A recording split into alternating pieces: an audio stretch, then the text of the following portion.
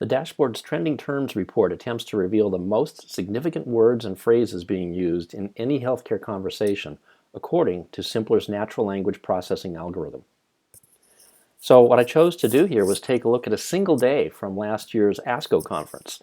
And each of these bubbles in the graphic here are indicating that these were significant terms coming out of that conversation.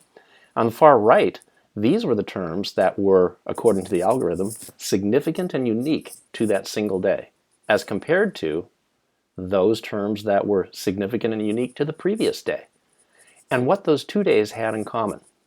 So it's a little bit like the evolving conversation.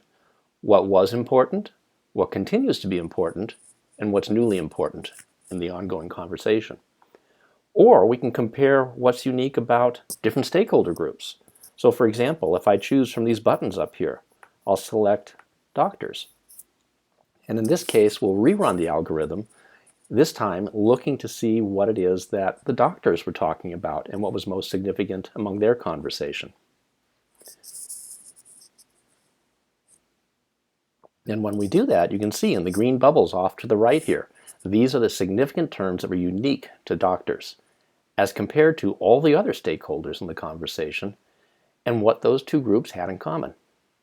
Or we can compare and contrast between specific stakeholder groups, perhaps patients and doctors.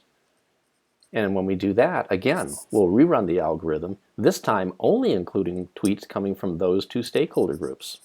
And in the red bubbles on the left, we can see what was significant amongst the patient conversation compared to the doctors on the right, and where the two groups had some overlap. Now with any of our graphs, they're also interactive. And for example, if I wanted to learn more about what was being said about this term, I would click on that bubble and then choose See the Tweets. And in doing so, I'll open up a new tab in my browser and I'll have an entire transcript of all the tweets containing that term.